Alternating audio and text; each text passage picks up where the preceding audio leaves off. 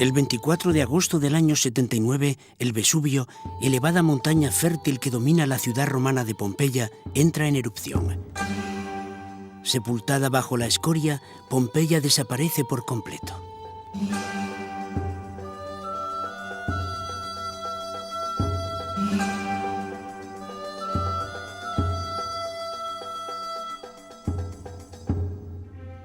Ceremonias secretas. Gran fresco de la Villa de los Misterios. Pompeya, Italia. Dirección Alain Jobert. Abril de 1909.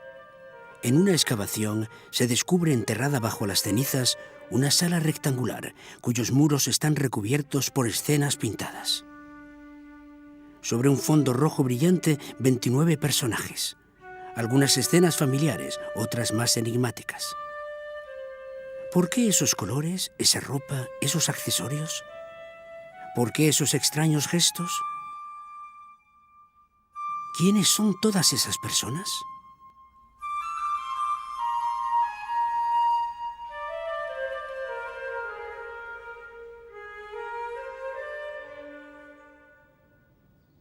A pocos kilómetros al sur del Vesubio, Pompeya.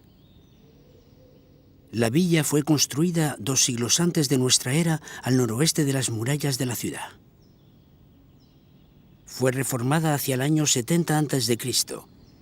Ese fue el momento en el que se realizó el impresionante fresco. La sala del gran fresco mide 4,93 metros de ancho por 7,10 metros de largo.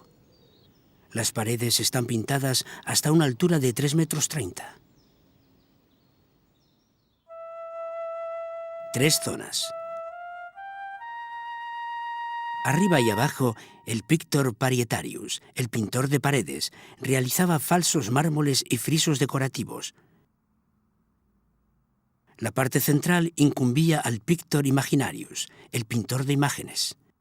Los personajes son ligeramente más bajos que al natural, de 1,40 m a 1,56 m.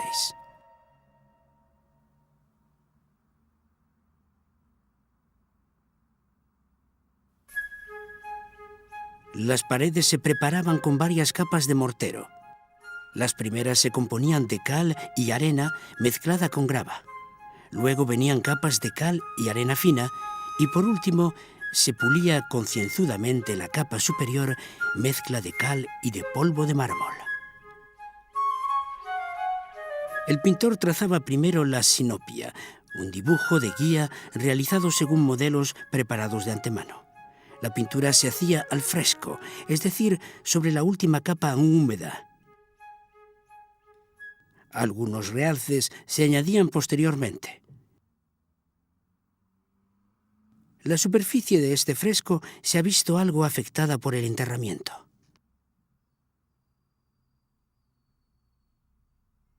Los colores se diluían en cal. Al entrar en contacto con el dióxido de carbono del aire, esta preparación daba lugar a una costra calcita muy dura, compacta, impermeable y tenaz. Es probable que también se puliera esta capa, ya que tiene un aspecto liso y brillante.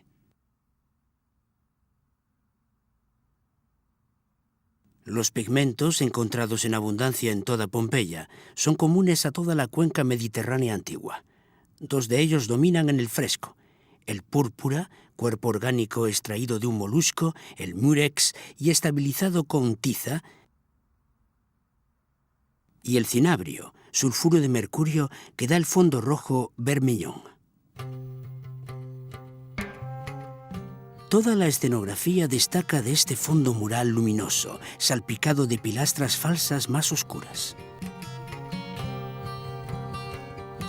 El efecto realista es el resultado de la asociación de colores complementarios, violeta, amarillo y verde-rojo. Numerosos detalles se han pintado a pincel. Las plumas de las alas, el cabello, las pestañas y la barba. En la mujer que se dispone a levantar un velo, el pintor modificó el gesto de la mano derecha y el de la mano izquierda, que se encontraban más arriba. El gesto de varios personajes está suspendido en el aire como en espera de un final violento.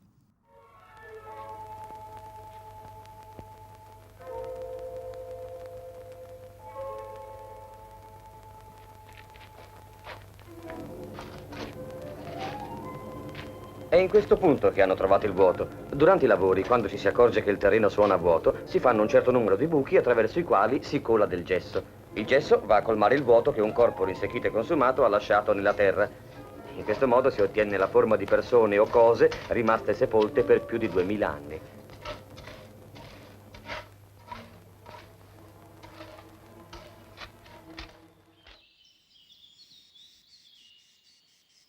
En el momento de la erupción del Vesubio, las dependencias de la villa estaban deshabitadas.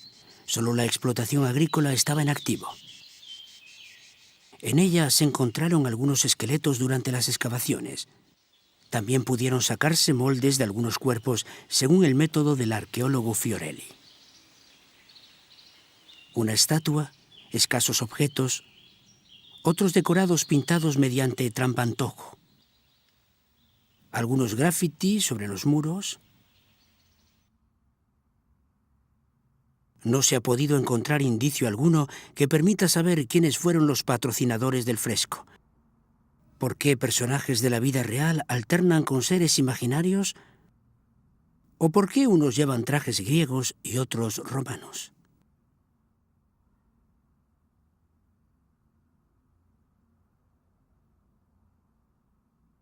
Varias escenas parecen simples ilustraciones de la vida romana. Bajo la atenta mirada de una matrona, una joven escucha leer a un niño. Está pensativa, como numerosas mujeres cultivadas mostradas en otras pinturas de Pompeya.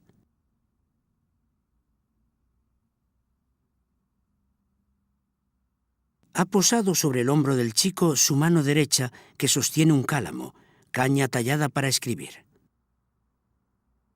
El muchacho lee un volumen, es decir, un rollo de papiro, el libro antiguo. Esta escena se asemeja a la del centauro Chirón, enseñando música al joven Aquiles, una pintura hallada en Herculanum. Al igual que Aquiles, el chico está desnudo, quizá para sugerir que se le asimila a un héroe o a un dios. Una joven retiene su cabello mientras otra mujer se lo separa en mechas. Ya hay tremechas hechas en el lado derecho del rostro. Quizás sean las primeras de las 6 trenzas del tocado de la mujer romana el día de su boda.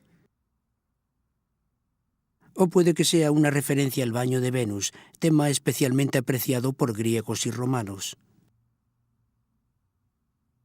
Se observa la presencia de seres mitológicos, los Eros, pequeños niños, dioses del amor. Uno de ellos tiende un espejo.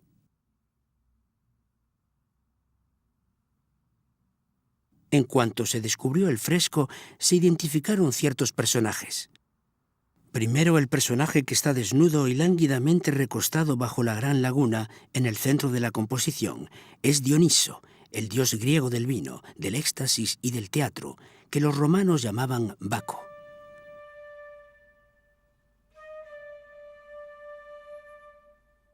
Dioniso es fruto de los amores del rey de los dioses, Zeus, con una simple mujer tebana, Semele. La esposa de Zeus, Hera, celosa, sugiere a Semele que pida a su amante que se le aparezca en todo su esplendor. Al hacerlo, los rayos que despide Zeus matan a Semele. Zeus se apodera del hijo suyo que llevaba Semele y se lo cose en el muslo. Al cabo del tiempo nace un niño vivo y bien formado. Es Dioniso. Para escapar de las iras de Hera, el niño, confiado a sus nodrizas, es disfrazado de niña y posteriormente transformado en cabrito. En una versión del mito, los titanes enviados por Hera atraen al niño con un cesto lleno de juguetes y piñas, lo matan y lo devoran.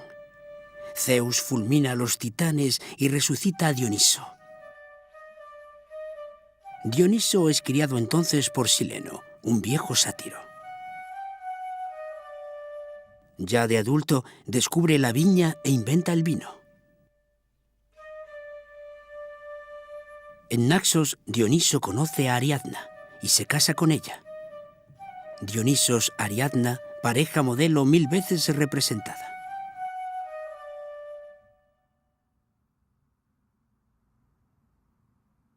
De ahí se deduce en un primer momento que la mujer cuyo busto falta en el fresco no es sino Ariadna. Ciertas estatuillas de Mirina, monedas de Esmirna y un camafeo muestran a Dioniso en la misma postura, en compañía de una mujer inclinada sobre él.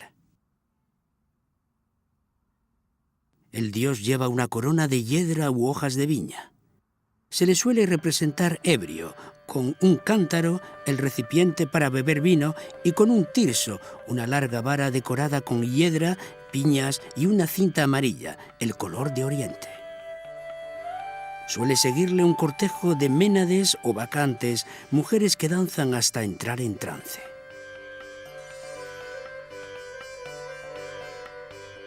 Una de ellas figura en el fresco. Está desnuda y toca los címbalos. Y hay otros miembros del cortejo. Corpulento, muy peludo, con orejas de animal y la nariz achatada, Sileno aparece 2 veces. Primero con unos pastores que son jóvenes sátiros de orejas puntiagudas. El pastor lleva una flauta, la pastora amamanta un cabrito. Sileno vuelve a aparecer más adelante, quizá con los 2 mismos compañeros. Las demás escenas son más difíciles de interpretar.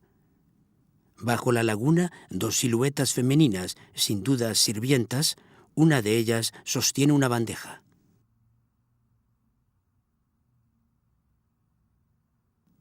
Una mujer con alas negras, calzada con botas, viste una corta túnica amarilla bordada de púrpura. Su mano izquierda muestra un gesto de rechazo. Su rostro está girado hacia la derecha y su mano derecha se dispone a golpear con una larga vara. Quizá esta diablesa amenaza a la mujer arrodillada del muro siguiente. Esta, desnuda hasta las caderas, despeinada, se ha refugiado en el regazo de una mujer tocada con el gorro que llevan las comadronas y las nodrizas en ciertas estelas romanas. La otra mujer arrodillada lleva el mismo gorro y, además, una antorcha en el hombro. Se dispone a destapar un objeto oblongo de sugestivas formas depositado en un cesto. En Pompeya, el sexo masculino era un talismán y símbolo de fecundidad. Solía encontrarse a la entrada de casas y tiendas pintado en rótulos o grabado. Aquí vive la felicidad. También aparecían campanillas, lámparas de aceite, cualquier tipo de amuleto e incluso en tumbas, y a veces en tamaño gigante, como el que recubre el velo púrpura del fresco.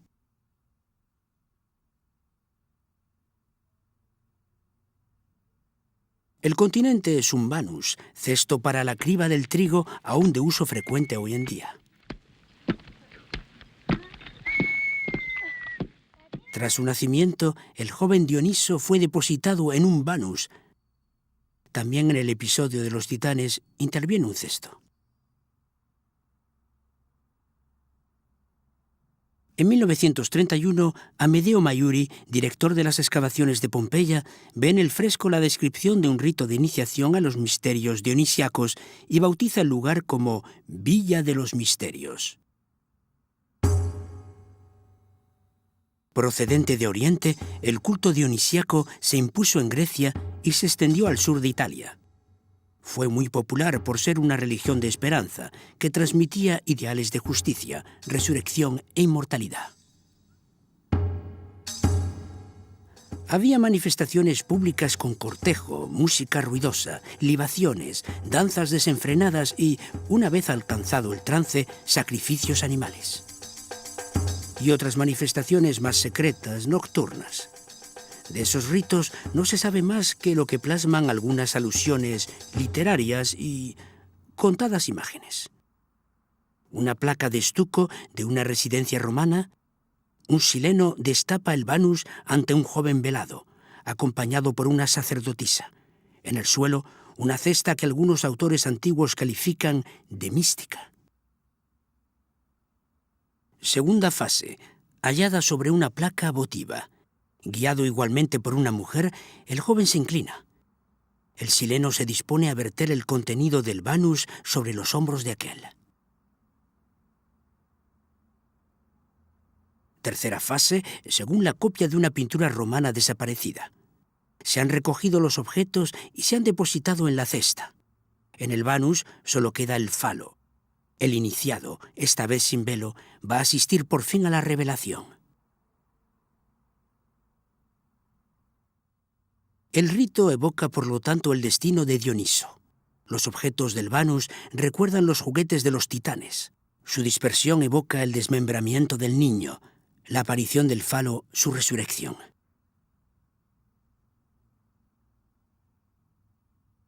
En torno a los misterios florece toda una literatura más o menos acertada. Sin embargo, el historiador Paul Veyne hace tabla rasa de la mayoría de las interpretaciones místicas en beneficio de una lectura laica.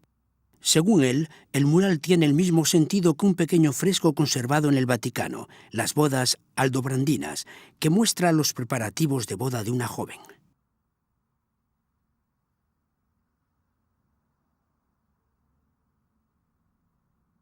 Una sirvienta trae en una bandeja el tradicional pastel de sésamo, símbolo de fecundidad que se distribuirá a los invitados. La sirvienta está embarazada, feliz presagio. Y lleva una corona de mirto, la planta de Venus asociada al matrimonio. Parece llevar asimismo un ramillete de mirto en la mano derecha. Según Venn, las tres mujeres están preparando el baño nupcial. La señora de la casa toma briznas de mirto de la cesta que le ofrece a su izquierda la sirvienta y perfuma el agua de un cuenco de bronce, tal y como se ven en las bodas aldobrandinas.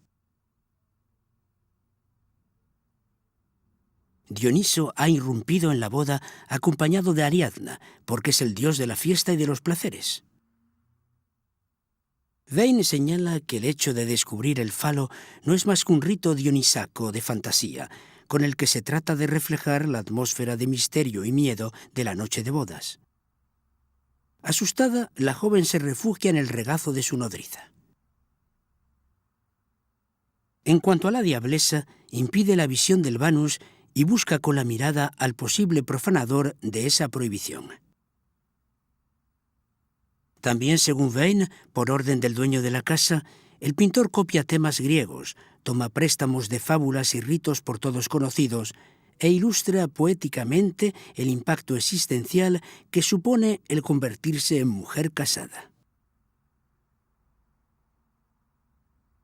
Para Gilles Sauron, historiador de arte, es preciso cuestionar la identificación de Ariadna. Ariadna suele estar desnuda o poco vestida. Sin embargo, la mujer del fresco lleva un gran manto y un velo que sostiene ante ella como hacían las dignas matronas romanas. Esta mujer podría ser Semele, la madre del dios fulminada por Zeus. Según una versión del mito, Dioniso va a buscarla a los infiernos y la lleva de regreso al Olimpo. Sauron vuelve a ver la presencia de Semele en la escena de la flagelación. En particular, refuta la interpretación del gesto de rechazo de la diablesa a la que identifica con Némesis, la diosa de la venganza. Un mosaico. Una mujer se asusta ante el descubrimiento del falo. Una placa de estuco. Una mujer con alas se asusta ante el mismo hecho. En un primer momento, estas escenas paródicas hicieron pensar que la diablesa se negaba a ver el falo. Pero Sauron indica que la mujer que se dispone a destapar el falo mira a la diablesa y parece esperar sus órdenes. Con su gesto, La diablesa no estaría rechazando el falo, sino la presentación de la bandeja por una de las dos sirvientas. En esa bandeja hay 3 ramas de pino unidas por el centro con una anilla. Esta planta extremadamente inflamable sería una alegoría del rayo de Zeus, a menudo simbolizado por 3 rayos unidos por el centro. Una imagen clásica desde Homero compara el rayo con un latigazo. Semele no debe ver el rayo de Zeus. La transgresión de esa prohibición se castiga con un latigazo.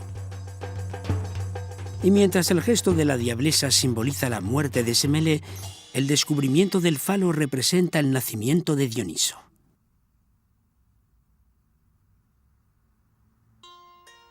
La mujer sentada sola, justo a la entrada de la sala, frente a todas las demás escenas, podría ser la dueña de la casa, la dómina, quizá también una sacerdotisa del dios. En la parte derecha del fresco podemos seguir su iniciación y su vida en la figura de la novia peinada. Para ser iniciadas, las mujeres debían estar casadas. En la figura de la Ménade, mujer poseída por Dioniso, como lo fue Semele al quedarse embarazada del dios. Y en la figura de la fragelada, último estadio del rito.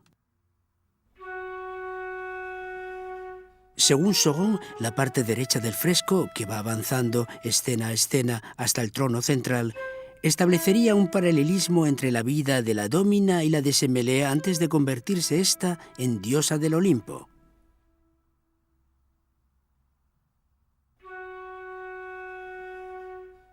Sauron retoma el mismo sistema de referencias en la parte izquierda, pero esta vez en relación con Dioniso. La escena de la educación es, sin duda, una evocación mitológica.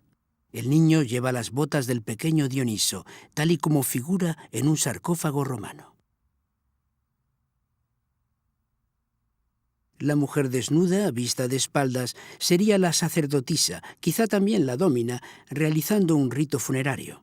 Purifica a su derecha las ramas que va a poner luego a su izquierda en la cesta tapada con un velo, la cesta mística.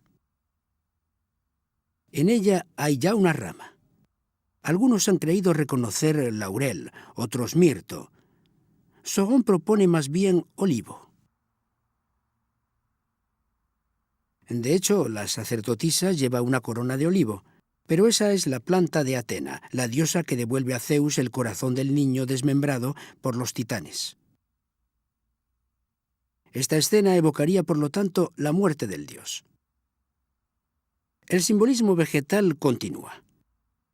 El sileno músico lleva una corona de laurel, la planta de Apolo. Con una lira, el instrumento de Apolo, podría estar entonando un canto fúnebre, de ahí su gravedad. Estas alusiones recuerdan que, según el mito, tras la muerte de Dioniso niño, Apolo entierra los restos de aquel en su santuario de Delfos, uno de los centros de la religión griega.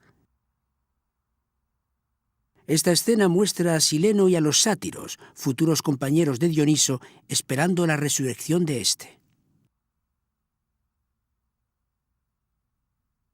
Última escena, con los mismos personajes que se han convertido en enviados de Dioniso. Dioniso ha conquistado la India, donde hace reinar la Edad de Oro. Triunfante, regresa a Grecia para difundir su nueva religión. El sileno se dispone a convertir su vasija en una milagrosa fuente de vino. Está coronado con hiedra, la planta de Dioniso. Uno de los sátiros, vestido con un manto amarillo vivo, por lo tanto oriental, se está desprendiendo de él para ponerse la máscara de teatro e iniciar una danza de embriaguez. Puede que la mujer elegante, quizá una vez más la dómina, vestida y peinada a la griega, se asuste por la aparición de estos 3 profetas orientales en su ciudad.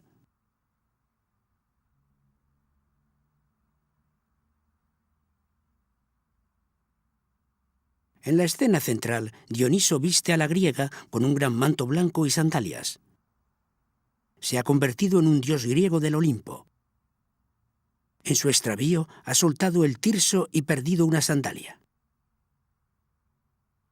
Sin embargo, su embriaguez no es solo la producida por el vino, sino la embriaguez eterna prometida a los iniciados en el más allá. La dómina melancólica parece recorrer el fresco con su mirada.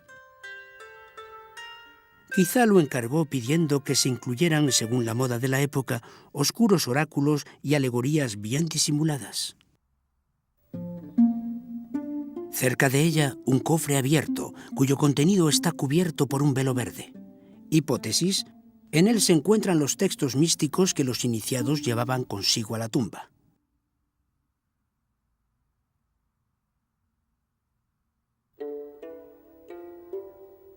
Apunta Sauron que la dómina pretende seguir como sus dos modelos, Dioniso y Semele, la vía que le permita a su vez reunirse con los dioses del Olimpo.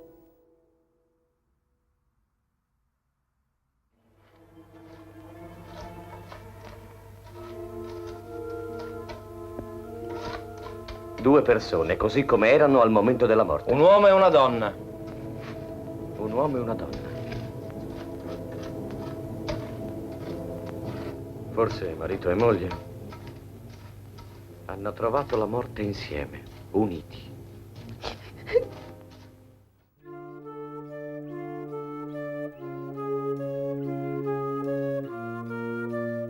Peinado, címbalos, teatro, latigazo. Hay drama y comedia en cada una de las escenas.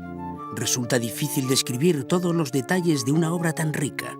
De hecho, algunos se resisten aún y quizás sigan haciéndolo durante tiempo.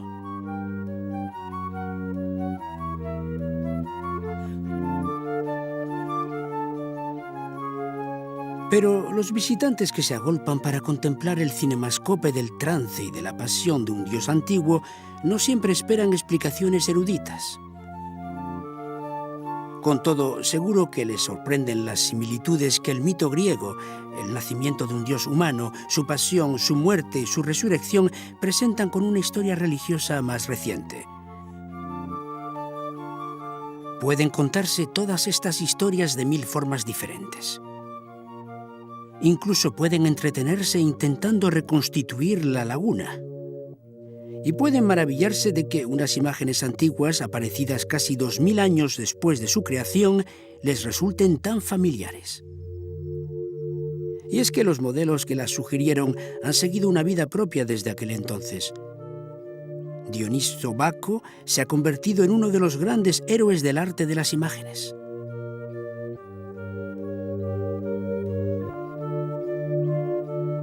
Como el baño de Venus, o la música, la alegría del vino, el gesto que descubre, la danza, el teatro.